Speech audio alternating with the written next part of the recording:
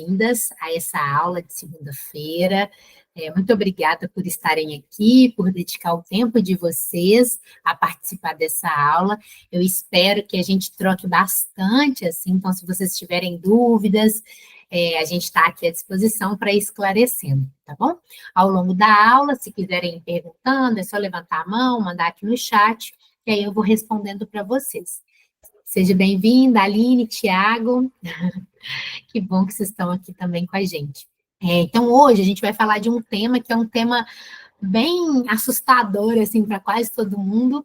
Tem muita gente que nem escreve projeto, porque fica com medo da prestação de contas, e aí isso acaba travando, né, a pessoa de mandar, de ter a experiência, né, de ter um projeto aprovado, e de executar os seus projetos com recurso. Então, a gente tem que desmistificar que a prestação de contas é um bicho de 7 cabeças, né? Ela dá trabalho? Dá trabalho. Ela tem seus desafios? Tem seus desafios. Mas é possível. E é possível, principalmente, se a gente começar a execução do projeto de uma maneira organizada. Organização é o princípio de tudo. Não adianta, quando chega lá no final do projeto, a gente querer fazer uma prestação de contas e tá aquela bagunça, né? Nada em ordem, documento faltando pedaço, faltando informação, nota fiscal faltando descrição. Então, assim, é muito importante a gente começar a prestação de contas no primeiro dia que a gente começa a executar o projeto. Então, assim, começou, o dinheiro caiu na conta, vai começar a executar o projeto, a prestação de contas começa ali, naquele momento. E a base é a organização. Então, vamos lá. A prestação de contas de um projeto cultural é a etapa final desse projeto, em que se comprova o uso do recurso arrecadado. É uma obrigação legal e deve ser feita de forma responsável e correta. É muito importante a gente ter a noção, né, e o respeito ao recurso que a gente recebe. A gente recebe um recurso público e a gente tem que lidar com esse recurso público da maneira mais correta possível, com muita responsabilidade. E a prestação de contas, ela é essa etapa final, mas não quer dizer que ela tenha que ser feita só no final, como eu já disse aqui no início. A prestação de contas, ela começa quando a gente começa a executar o projeto, porque ali ela tem que andar juntinho para que a gente não tenha problemas ao final, na hora de finalizar essa prestação de contas, de falar assim, enviei a prestação de contas. Então, é importante que a gente se atente a isso desde o início. Prestação de contas, para executar bem feito o seu projeto, é preciso ter um planejamento financeiro, e esse planejamento financeiro ele começa desde o início, quando a gente escreve o projeto. Então, quando a gente vai mandar o projeto, é preciso que a gente tenha um planejamento financeiro de uma maneira muito organizada, que a gente pense na nossa planilha financeira. Porque a gente escreve um projeto agora, a gente vai executar o projeto daqui a um ano. Aí, alguns valores já mudaram, algumas coisas já não são mais aquilo que a gente orçou naquele início. Então, a gente precisa se planejar de acordo com quando a gente vai executar o projeto. Estabelecer metas e usar o dinheiro de forma consciente. É muito importante, na hora de montar a planilha financeira do projeto, já pensar nesse passo de planejamento, pensando na prestação de contas. Então, é mais fácil eu montar o projeto de uma maneira estruturada, que eu consiga efetivamente executar a prestação de contas. Às vezes a gente coloca um tipo de serviço, um tipo de atividade, que no final a gente vai ter mais trabalho para encontrar, às vezes, aquele fornecedor, aquele processo. Então, a gente tem que pensar tudo isso. Além disso, quando a gente vai montar esse planejamento financeiro, a gente tem que pensar nas notas fiscais, que o fornecedor ele vai ter que entregar essa nota fiscal para a gente. Se ele não tiver nota fiscal, ele vai ter que fazer uma RPA, que a gente vai ter que colocar esse valor dentro da planilha do projeto. Então, esse planejamento financeiro antecipado é muito importante para que a prestação de contas ela saia de uma maneira ok. E, voltando de novo, a organização, o ato de gerir e controlar todas essas finanças do projeto. O planejamento, ele torna possível e viável o projeto. Ele controla, né? Ele faz com que a gente controle e execute esses pagamentos. Ele oferece uma visão exata de onde o dinheiro está sendo gasto e de como ele está sendo gerado. Então, quando a gente faz um planejamento bem feito, a gente vai enxergando ali na nossa planilha de prestação de contas exatamente para onde o dinheiro está indo, se está dentro daquilo que a gente planejou dentro de cada rubrica. Eu planejei gastar 10 mil reais de sonorização. Mas eu consegui aqui negociar com o fornecedor e ele me fez por 8 mil reais. Ótimo. Então, você vai poder relocar esse valor para uma outra rubrica dentro do seu projeto. Ao projeto, é essencial prever os custos de execução, incluindo todos os profissionais envolvidos, os serviços a serem executados, o local de realização. E, a partir disso, deve-se solicitar também alguns orçamentos para que vocês tenham os valores e preencham a planilha orçamentária de acordo com essa ideia de mercado. Então, por que é interessante esses orçamentos? Porque, a partir dele, vocês vão ter uma noção de quanto exatamente vocês vão ter para executar o projeto. E, na prestação de contas, isso vai facilitar. Reforçando, um planejamento bem feito, quando se vai mandar o projeto, uma prestação de contas com muito mais tranquilidade. Adequação de um projeto. O que é a adequação de um projeto? A adequação de um projeto permite que os proponentes formalizem a solicitação de alteração ou ajustes necessários para o projeto. Foi o que eu disse. Eu pensei num projeto de 80 mil reais, e aí eu tenho aqui 10 mil reais para pagar a sonorização. Mas eu consegui um fornecedor, eu orcei, e dentro dos meus orçamentos, eu tinha essa média aí de 10 mil reais. Mas eu consegui um fornecedor mais legal, que tem um preço melhor e que está me cobrando o valor de 8 mil reais. Então, eu vou ter 2 mil reais ali para eu readequar para uma outra rubrica.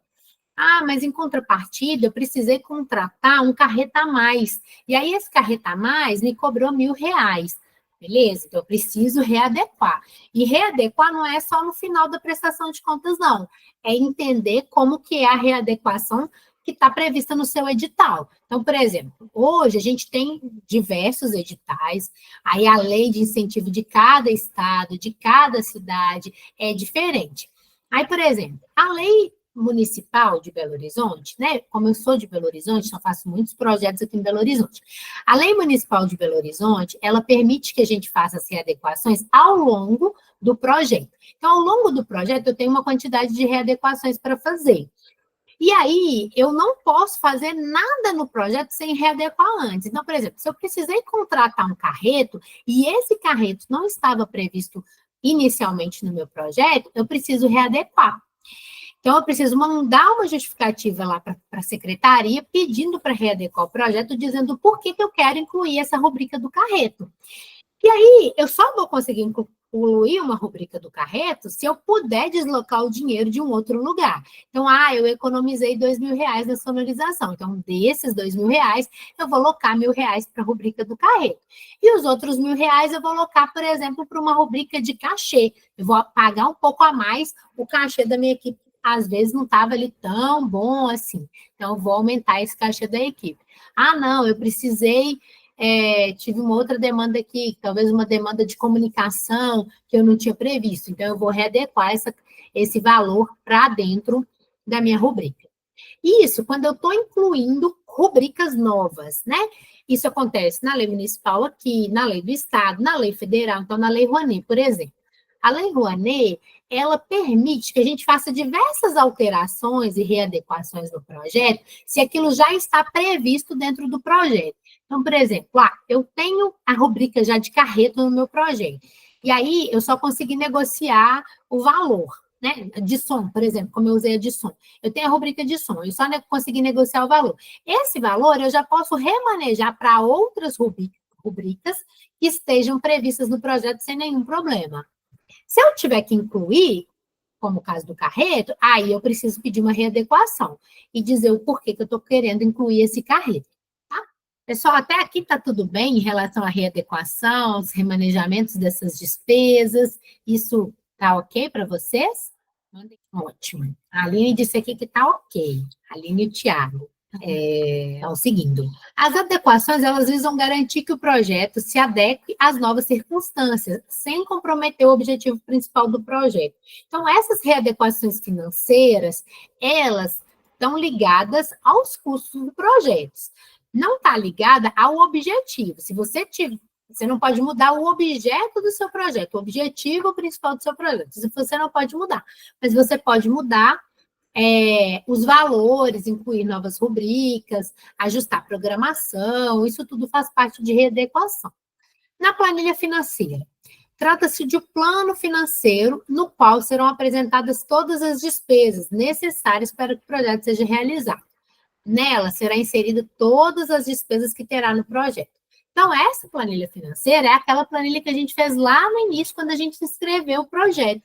E aí, essa planilha financeira, ela vai acompanhar a gente durante toda a execução do projeto e na entrega da prestação de contas. Porque, lembrando, a prestação de contas, ela começa quando a gente começa a executar o projeto. Nada de deixar a prestação de contas só para o final, porque aí é um gargalo. A gente chega lá, a gente tem um monte de coisa que a gente fez lá no início, que às vezes a gente nem lembra mais. Então, isso não é bom, não. O ideal é começar a executar essa prestação de contas desde o início. Para organizar a documentação de prestação de contas de um projeto, você deve reunir comprovantes de despesas, receitas, doação, movimentações de recursos e extratos bancários. Verificar se os comprovantes estão vinculados ao projeto e ao período do projeto. Verificar se os recibos estão assinados de acordo com o edital. Verificar se os produtos foram recebidos e se os serviços foram prestados. Conferir se há alguma pendência de comprovantes. Na hora que a gente vai receber essa documentação, nota fiscal, que a gente vai fazer os pagamentos, a gente tem que ficar muito atento ao quê?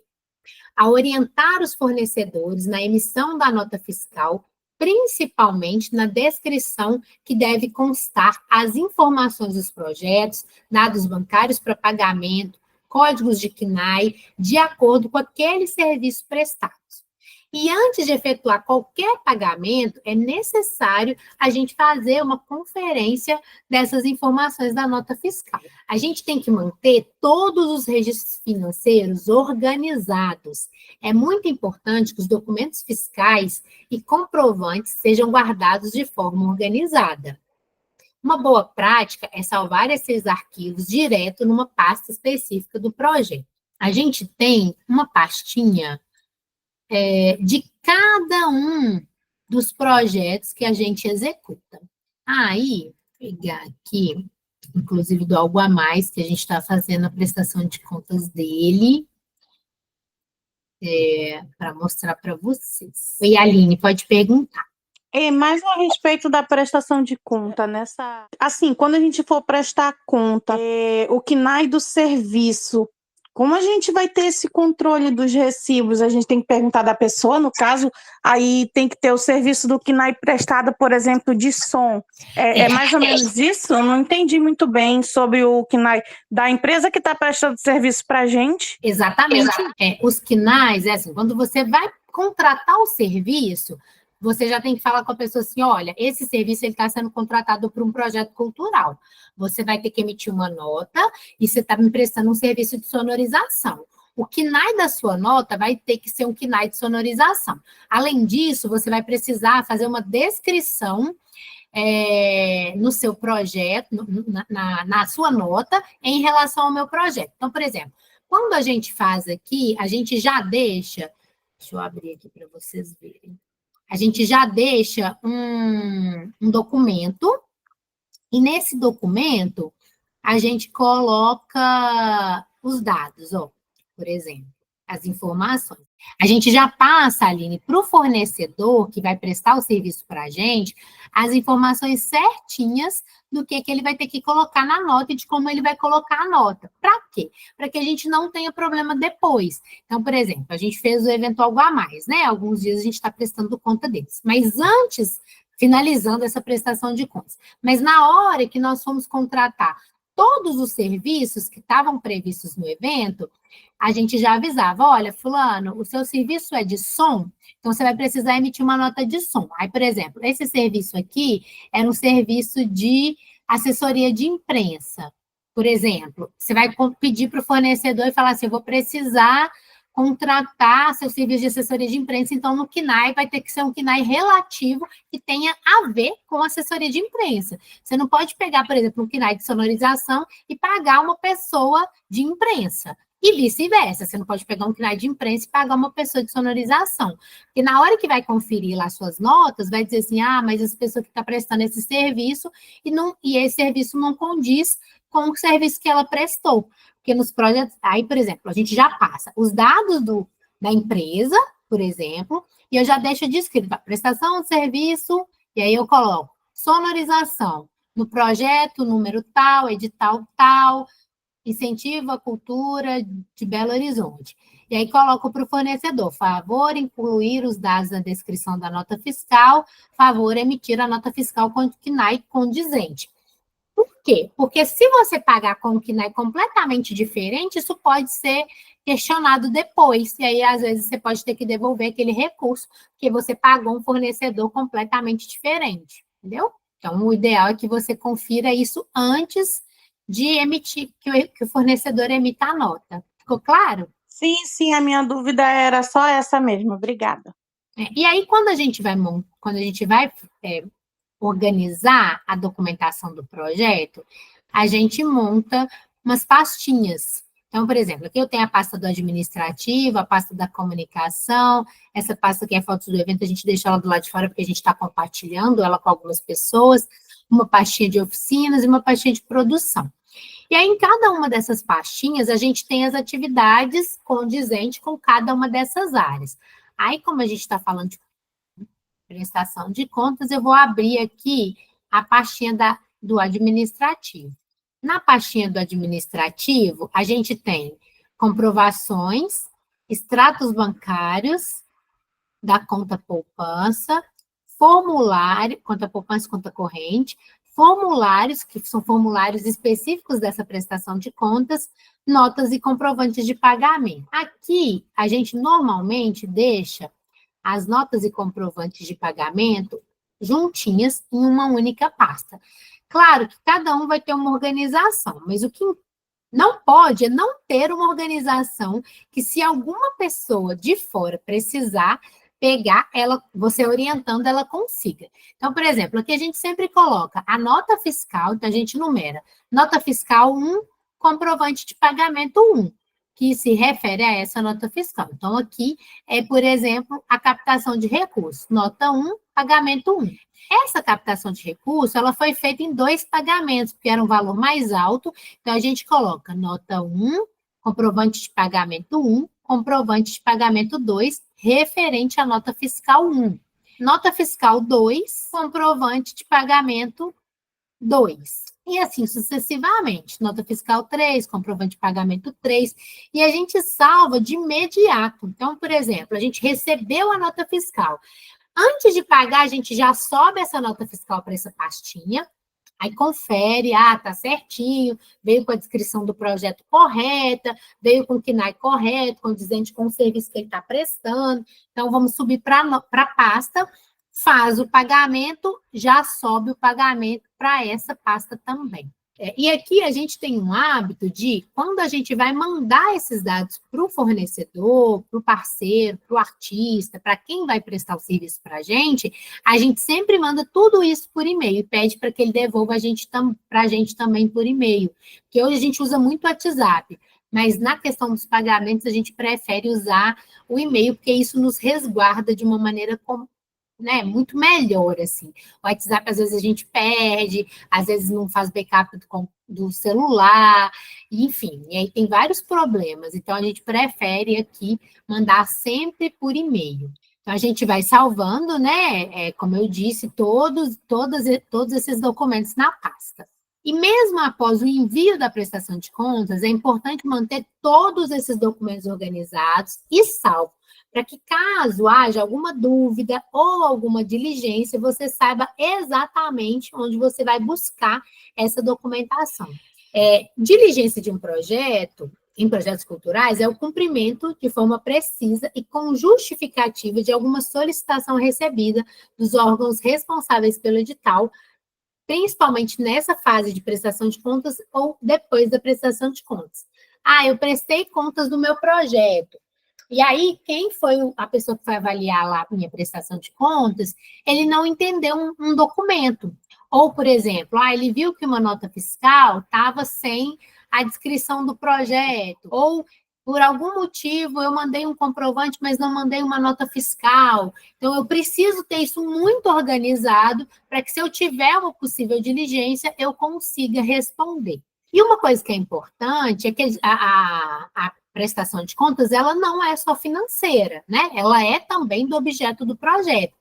A gente precisa manter tanto a documentação das entregas do projeto, quanto dos pagamentos e do financeiro que a gente executa.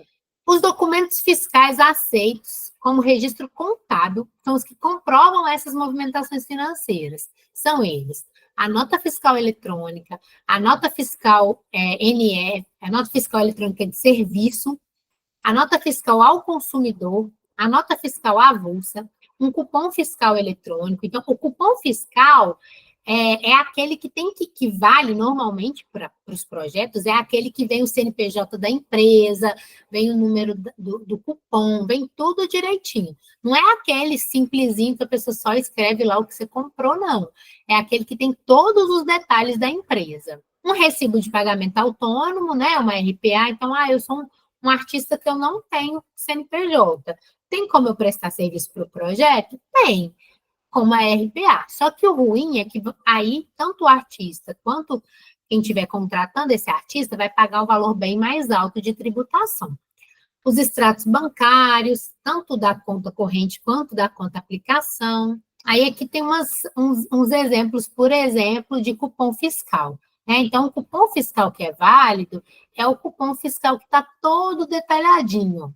Vem o CNPJ da empresa, vem o número de inscrição estadual, vem a data da compra, vem o valor, né? O valor unitário, o valor total. Aí aqui vem tudo descrevendo direitinho. Por exemplo, aqui é um cupom de alimentação. Então, vem tudo descrito aqui, o valor certinho, o número, vem, por exemplo, os dados.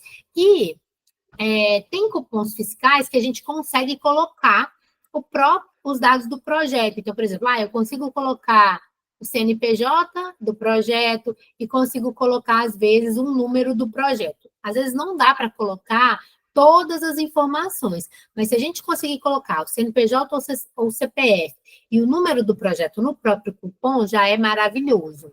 Aqui, quando a gente não consegue colocar, a gente sempre faz um carimbo. Parece uma coisa meio antiga, né? Mas a gente faz um carimbo com os dados do projeto e carimba os dados do projeto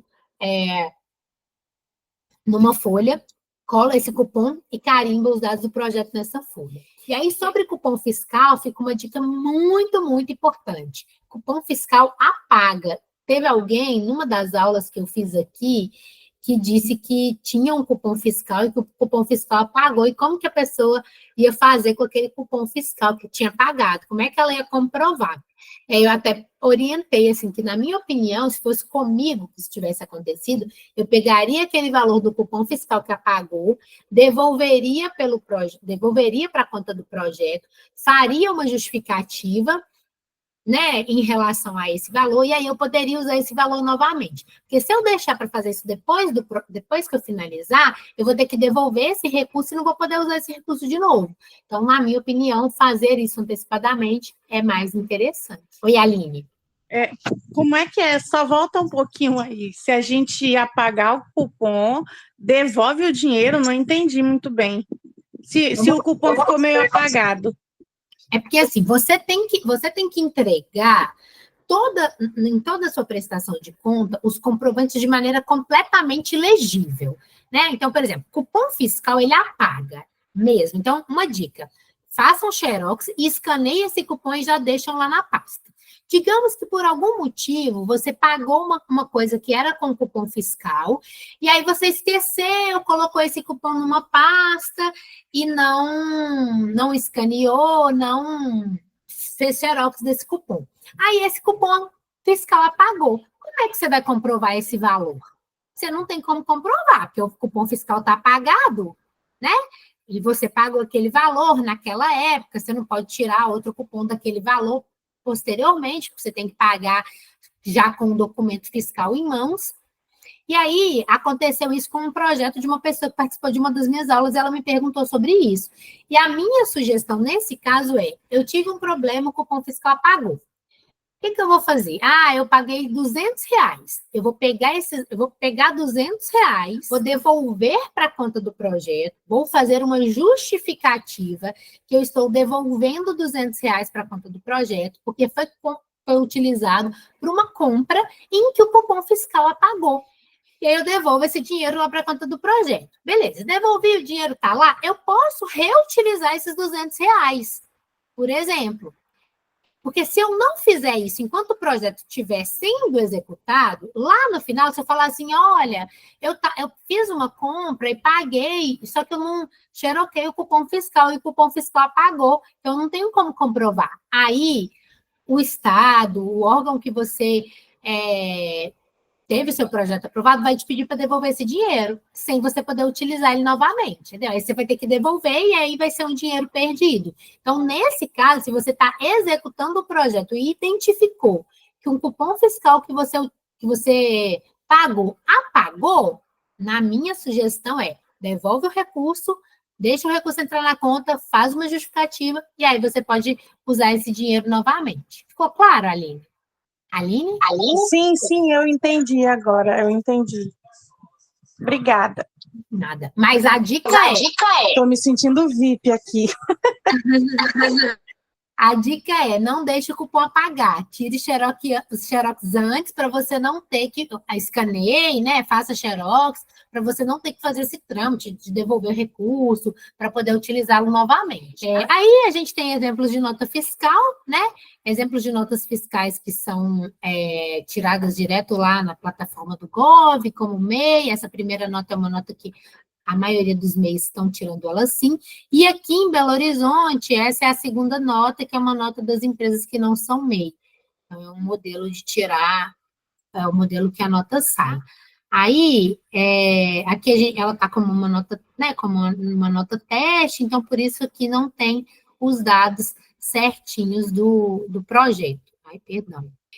Aqui é um outro modelo, né, de nota fiscal, de produtos, e aqui é um cupom fiscal que é mais antigo, às vezes em cidades menores ainda usa muito, que é um cupom fiscal série D, e ele é um cupom que a gente preenche, mas ele tem validade porque ele tem uma numeração e ele tem o número do CNPJ, os dados da empresa, tudo direitinho aqui. Então, ele tem validade, ele pode ser utilizado. Tá? Mas se não tiver, eu peguei um cupomzinho que não tem oficialmente esse número de série da nota, nem os dados da empresa. Aí ele não tem validade. Bem, elaborar relatórios financeiros. Através dos relatórios, fica mais fácil acompanhar e controlar todos os pagamentos. Uma dica é sempre usar a planilha de contas a pagar. Em alguns editais são disponibilizadas planilhas específicas. Então, na hora de prestar, né, de executar essa prestação de contas, é importante vocês verificarem se o edital que vocês escreveram tem uma planilha específica de prestação de contas. Na lei federal, a gente já presta contas dentro do próprio SALIC, que é vida. A gente já sobe lá todas as documentações, e é muito legal que hoje o SALIC, ele faz uma prestação de contas tempestiva. A gente tem que ir prestando contas de imediato. E já, como é vinculado, né, ele tem lá a conta, o valor, o saldo que a gente tem na conta e o que a gente prestou contas. Então, por exemplo, quando eles identificam que tem uma divergência, assim, vamos supor, meu saldo era R$100 mil, aí eu paguei, meu saldo é R$80 mil, só que eu só prestei conta de R$10 mil. Aí eles mandam uma mensagem lá para a gente, olha, falta prestar contas de X mil reais, gentileza subiu a documentação desses valores. Então, assim, eles vão notificando a gente sempre, isso é ótimo, que você fica com essa prestação de contas sempre em dia, né? Isso foi uma das mudanças, assim, que não tem muito tempo, mas que eu achei particularmente maravilhoso, porque vai nos forçando também a manter essa prestação de contas sempre organizada e sempre em dia. E aí, quando a gente termina de executar o projeto, isso já está bem redondinho. O relatório de contas a pagar e a receber é uma ferramenta que pode ajudar vocês a controlar essas finanças. Ela mostra todos os pagamentos que você já fez e todos os pagamentos que você já recebeu e o que falta para pagar. Então, por exemplo, isso às vezes funciona muito bem assim em projetos que você recebe parcelado. Né? Tem alguns projetos e alguns editais que você não recebe o recurso de uma única vez. E aí, quando você recebe parcelado, você vai tendo ali esse controle. Eu recebi, meu projeto é de 100, mas eu recebi 10, então só tenho 10 para pagar. O mês que vem, o imposto da empresa é maior, eu recebi 30. Então, você vai controlando ali esses pagamentos. Não, mas eu recebi o recurso de uma única vez, eu estou com o recurso todo na minha conta. Massa. Mas você vai controlando ali tudo que vai saindo. Bem, aqui é um modelo, né, de formulário de prestação de contas. Aqui tem o item, né, que aí você coloca 1, 2, 3, 4, 5, os dados do projeto, o nome do projeto, o número do projeto, a modalidade do projeto, se é incentivo fiscal, se é fundo, como que foi, a data do pagamento dessa nota. Eu paguei no dia 14/4, então você coloca aqui. Ops. O tipo de documento, então, é uma nota fiscal, é um cupom fiscal, é uma nota série A, série D. Aqui você coloca o número desse documento, então você vai lá na nota, pega o número desse documento e coloca aqui. Nome do credor é o nome da pessoa que você está prestando um serviço para você. Então, a Mais Produtora está prestando um serviço para mim de produção de eventos. Então, o nome é a Mais Produtora. O número da rubrica, esse número vai ser o número que você colocou lá na sua planilha orçamentária, quando você escreveu o projeto. Então, você vai colocar esse mesmo número aqui. A descrição da despesa, então, é assim, prestação de serviços de produção executiva, prestação de serviços de sonorização. Então, do jeito que você colocou na sua rubrica, você vai colocar aqui. E o valor que você está pagando para esse fornecedor. Então, você vai lançar aqui também. Bem, aqui a gente tem, por exemplo, a planilha lá do Salic, que a gente vai lançando. Então, aqui, por exemplo, a gente tem os cursos bilheteiro, camareiro, coordenador geral, coordenador do projeto, designer, locação de equipamento, manutenção de informática. No Salic, a gente clica nesse cifrãozinho e aí abre para a gente a perspectiva da gente subir a documentação. Então, por exemplo, aqui foi aprovado R$ 26.000 de bilheteria, até o presente momento, quando eu dei esse print aqui, tinha sido comprovado 3.200. Faltava comprovar 23.200. Quer dizer que eu tenho que comprovar todo esse valor só se eu tiver captado o projeto integralmente. Às vezes eu não capto o projeto integralmente, eu vou fazer a proporcionalidade em relação a esses valores aqui, entre o valor aprovado, né, com o que você vai comprovar. Como eu já disse várias vezes, não custa repetir, porque organização é a base de uma boa prestação de contas. Então, uma organização eficiente facilitará muito o gerenciamento financeiro, especialmente para aqueles projetos que exigem comprovação detalhada. Então, assim, às vezes a gente faz um projeto que não exige detalhar um planejamento financeiro, que só exige, por exemplo, um relatório sobre a execução do projeto. Aí é mais fácil. Agora, se eu estou fazendo um projeto numa lei federal, numa lei estadual, num edital de CCBB, no edital de Vale, por exemplo, que me exige ter toda uma programação detalhada, é muito importante a gente ter essa organização. É fundamental que você deixe tudo muito organizado. Bem, a organização é o princípio e o sucesso de tudo, gente, sem exceção, para que a gente tenha uma prestação de contas realizada de maneira muito consistente. E aí, a prestação de contas, ela não é só financeira, né? Eu falei muito aqui da parte financeira, mas em determinados editais, em determinadas leis, você precisa prestar contas da parte financeira e da parte do objeto do projeto. Na maioria das vezes, a parte de objeto do projeto, você não foge dela. Em alguns editais, você presta do objeto, mas não presta da parte financeira. Então, é importante, muito importante ler o edital e entender como que ele está descrito. E aí eu vou mostrar para vocês um detalhamento de uma prestação de contas do objeto do projeto como um todo, né? Para vocês verem. Deixa eu pegar um arquivo aqui para ver. Aqui é uma prestação de contas desse projeto. E aí a gente sempre, aqui a gente faz normalmente dois relatórios. Um relatório de acordo com o que é a entrega do projeto para o edital que a gente escreveu, e outro relatório, que é um relatório voltado para o patrocinador. Ele tem informações que são iguais e ele tem informações complementares. Então, por exemplo, nesse aqui não tem os ODS, que são de desenvolvimento sustentáveis da ONU, né? E aí, os ODS, a gente coloca no do patrocinador, porque a lei aqui municipal não me exige colocar. Quando é um edital que me exige, eu já coloco nos dois, mas nesse caso a gente está colocando só no do patrocinador, tá? E aí, nessa descrição do objeto do projeto, eu trago os números do projeto, né? Então, quantas pessoas a gente atingiu com mídia, quantos dias de evento, quantas palestras, né? Tudo isso aqui é tudo aquilo que eu propus no projeto. Então, eu propus no projeto 4 dias de evento, 10 palestras, 10 produtoras fazendo bate-papo e troca de saberes, 3 rodas de conversa, 2 oficinas.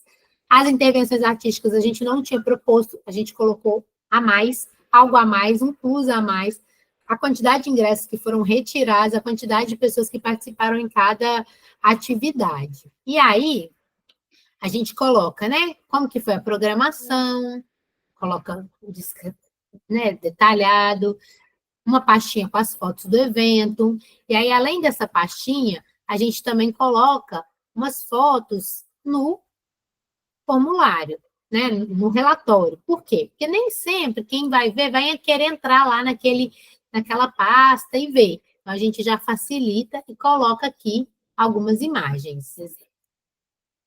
Aí, aqui, os vídeos que a gente vai publicar no YouTube. Então, estão todos os links aqui desses vídeos. A divulgação, tudo que a gente fez de divulgação. O que a gente propôs? A gente propôs divulgação online, no Instagram e no Facebook, uma programação digital e impressa, cartaz, banner. Aí a gente comprova que tudo que a gente fez, as divulgações no Instagram que saíram, e aí a gente dá print e coloca também embaixo os links dessas publicações. Aqui a gente coloca os números dessa rede social. Então, por exemplo, de 10 de março a 7 de abril, a gente teve 272 mil visualizações no nosso Instagram, a gente teve um alcance de 119 mil contas, e a gente teve uma interação de 3 mil pessoas. Então, a gente coloca todos esses dados, né? Aqui no Facebook, aí vai seguindo a mesma lógica, né, das comprovações. A quantidade, os números do Facebook, os lugares que a gente colocou cartaz pela cidade, as coisas impressas, né? O banner, a programação, como a gente falou que teria isso físico. Aqui, links de clipping da assessoria de imprensa, a acessibilidade. Aí, o que a gente propôs de acessibilidade? Então, a gente coloca aqui, e aí a gente comprova a acessibilidade no nosso material de divulgação, a gente com um vídeo acessível em Libras, com a perspectiva descrita nos textos das divulgações que o evento era acessível. Aqui, a gente fez uma oficina que foi online, que tinha acessibilidade em Libras, então a gente colocou.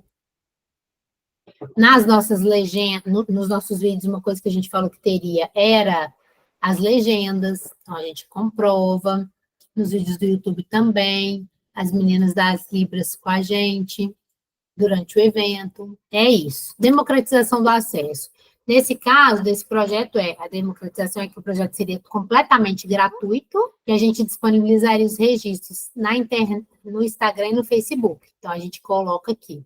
Aqui a gente põe a página do Simpla mostrando que o ingresso foi completamente gratuito.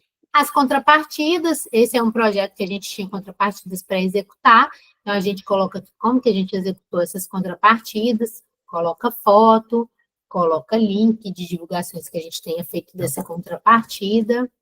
Aqui essa oficina de organização de documentos estava dentro da contrapartida também.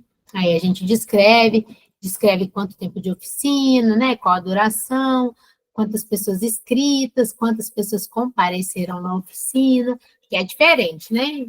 Um tanto de gente se inscreve, mas nem todo mundo participa.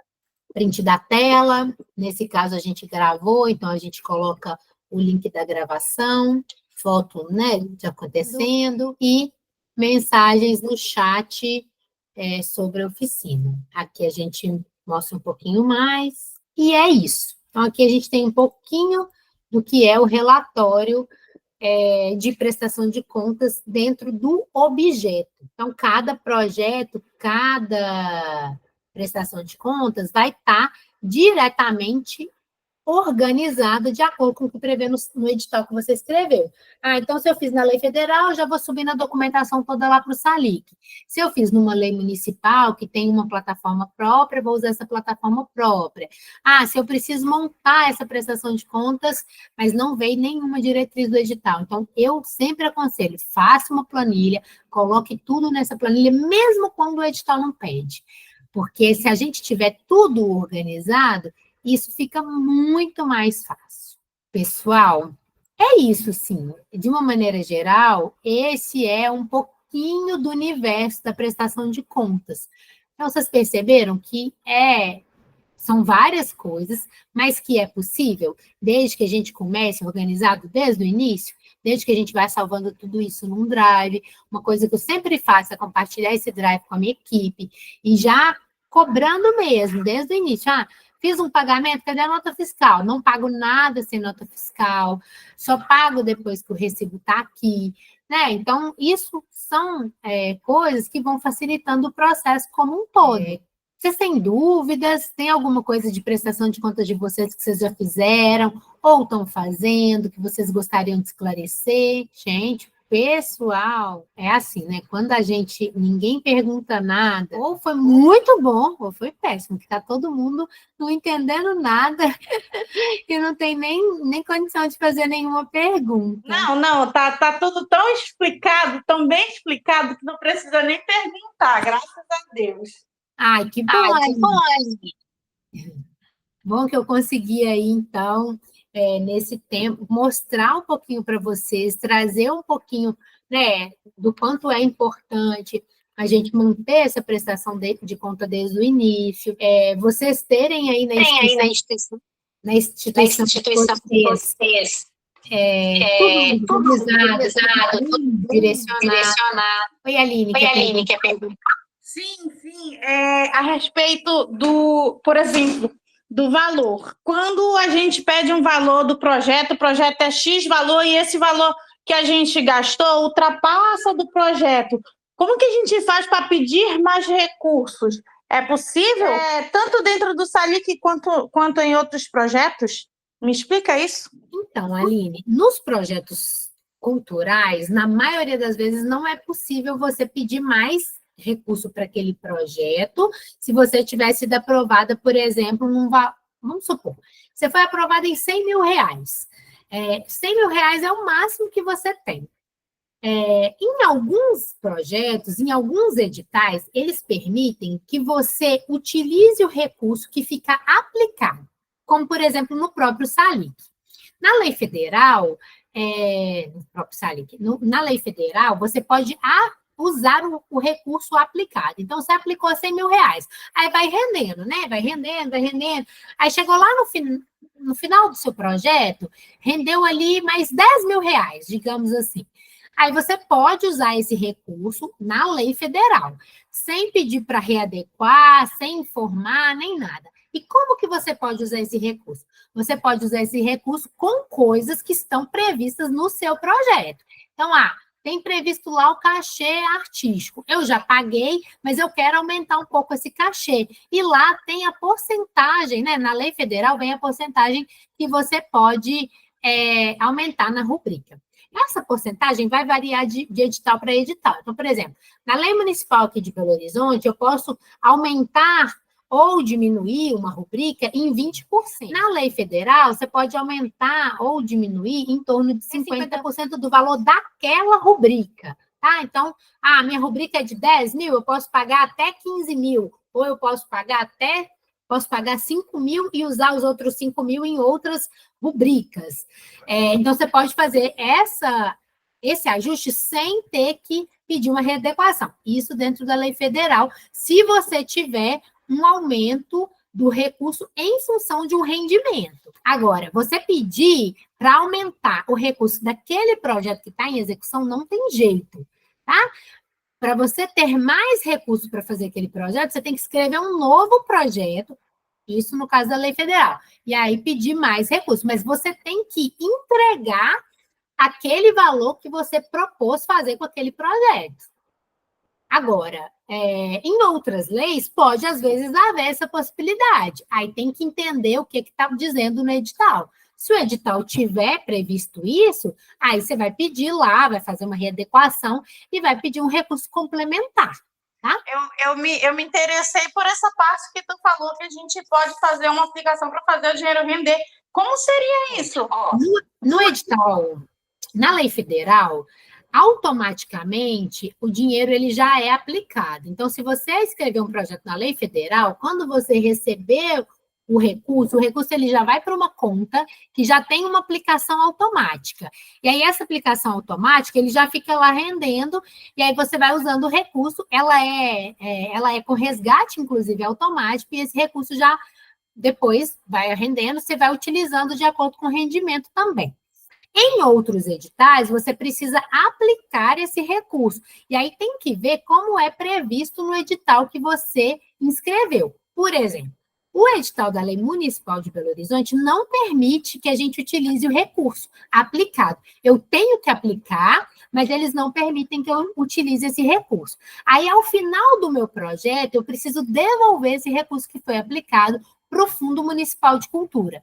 Então, por exemplo, esse projeto Algo a Mais mesmo é um exemplo disso. A gente fez o projeto pela lei municipal, eu recebi o recurso e eu devolvi R$ 4.200 para o Fundo Municipal de Cultura, porque foi o rendimento do meu projeto, e aqui eles não autorizam eu a executar esse rendimento. Então, isso vai estar previsto no edital que você escreveu. É preciso entender qual que é a lei que você está fazendo. Eu entendi agora, entendi sim. Então, é sempre bom, antes de você começar, né, antes de executar o projeto, volta no edital e entende. O edital permite que eu use o recurso aplicado? Permite. Beleza, então eu posso executar o recurso da conta toda. O edital não permite que eu use o recurso aplicado, então eu tenho que controlar minha planilha financeira bem direitinho, porque às vezes você vai olhando a conta e vai falando assim, mas tem aqui tantos R$ 1.000 a mais que eu não gastei, mas é porque é o dinheiro que está aplicado, e se o edital não permite você usar esse recurso, você vai ter que devolver esse recurso no final. Compreendido? Sim, eu entendi perfeitamente. Agora ficou bem esclarecido. Obrigada. Perfeito. Gente, mais alguém tem alguma dúvida? Tiago, Mônica, as meninas do Instituto Marias, que eu não sei quem está aqui hoje do Instituto Marias. Quer fazer mais uma pergunta, Aline? Só tenho mais uma perguntinha. Da parte que você falou sobre assinaturas, eu não entendi muito bem. Sobre assinatura? É o valor da assinatura. Eita. Deixa eu voltar. Eu não lembro. Boa noite, Thiago falando. Oi, Thiago. Boa noite.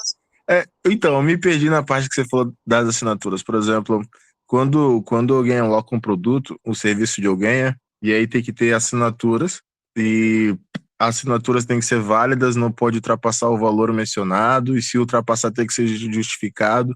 Quando você falou sobre assinaturas, o que você quis dizer? Quis dizer quem assina, referente à pessoa física de quem assina, ou você está falando de um CNPJ? Gente, eu falei assinatura. Tava doida. Não é assinatura, não, é rubricas. É isso mesmo, rubricas. Tá. Então não tô doida. É rubricas. As rubricas, elas são os valores que você destinou para cada atividade dentro do seu projeto. Isso é claro para vocês? Sim, sim. Perfeito. Então, é assim, eu coloquei no meu projeto que eu vou pagar R$ 10.000 para o som. Então, essa é a minha rubrica de som, né? Mas aí, em algum momento, eu negociei com o fornecedor de som e ele me cobrou R$ 8.000, ou eu tinha orçado, consegui um desconto, enfim, ele me cobrou R$ 8.000. Então, eu tenho R$ 2.000 para usar em alguma outra rubrica do meu projeto, que pode ser uma rubrica que já está prevista no meu projeto, como também pode ser uma rubrica que eu não previ, mas que agora eu estou precisando.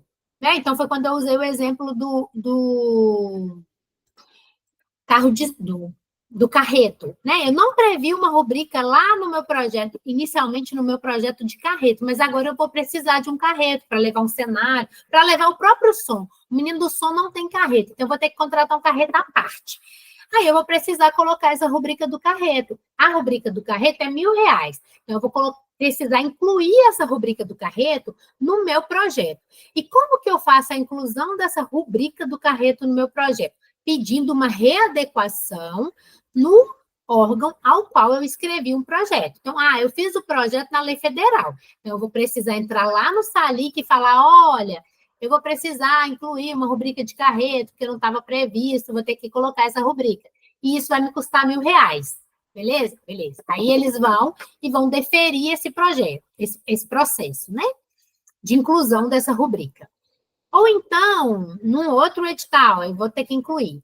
Agora, se já é uma coisa que está previsto no seu projeto, você pode usar a proporcionalidade. Então, por exemplo, já estava incluído no meu projeto o cachê artístico.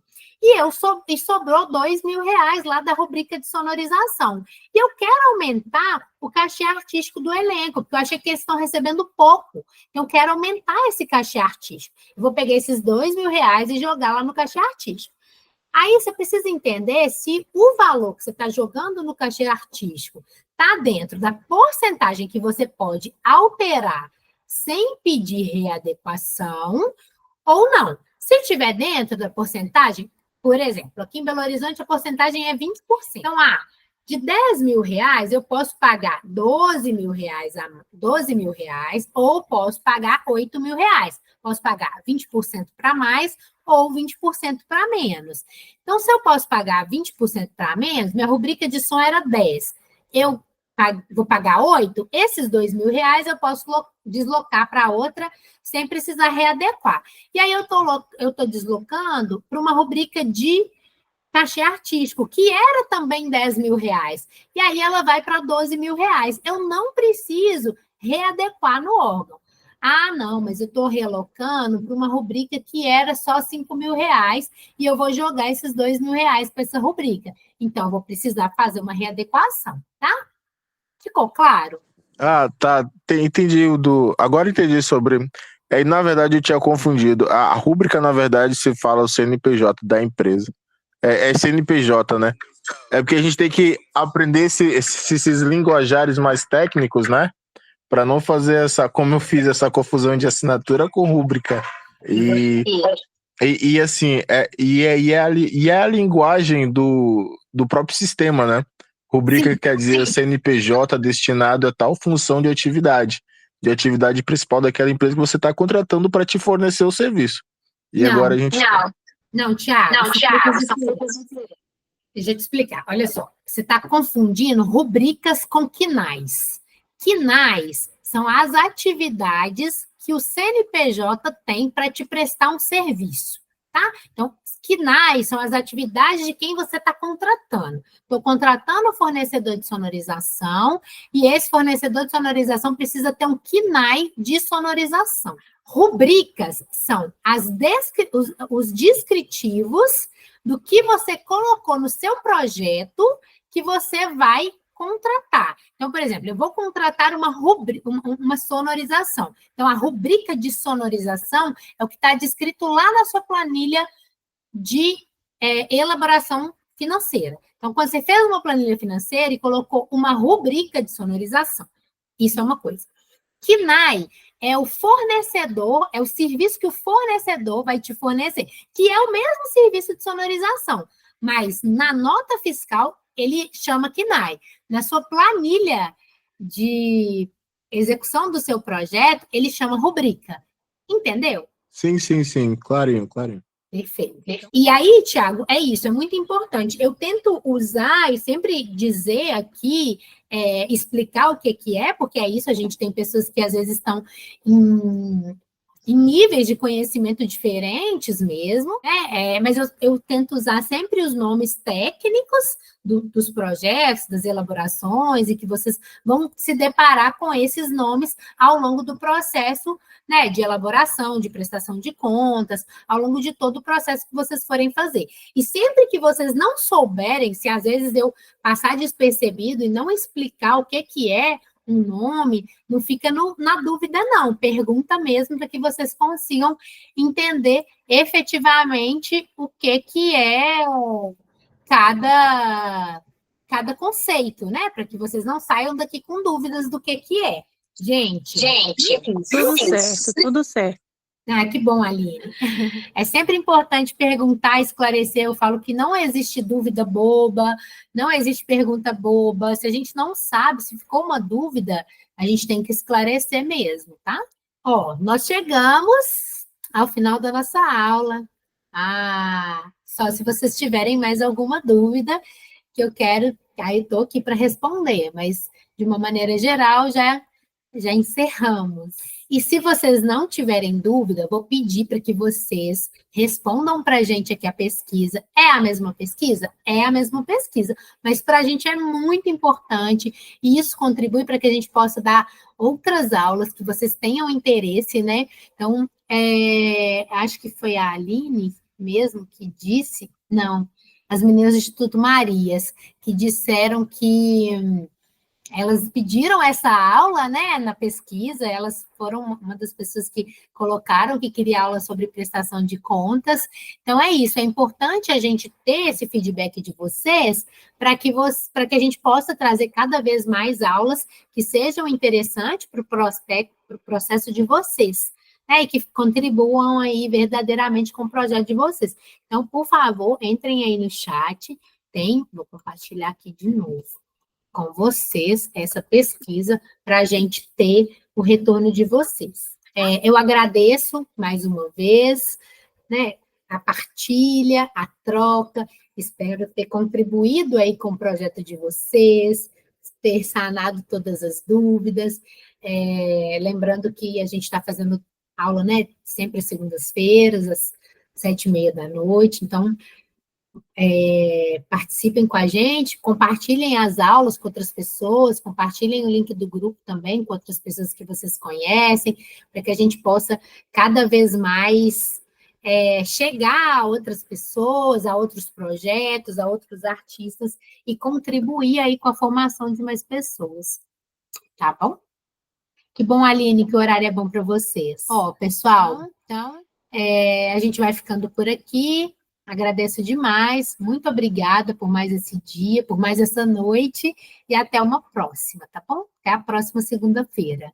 Obrigada pelas palminhas, ao pessoal que está aqui ainda. Eu vou encerrar, tá? Vou encerrar a reunião, só para vocês ficarem cientes aí que finalizamos mesmo. Como ninguém mandou mais nenhuma pergunta, não mandou mais nada, ficamos por aqui. Boa noite para vocês. Tenham uma ótima semana.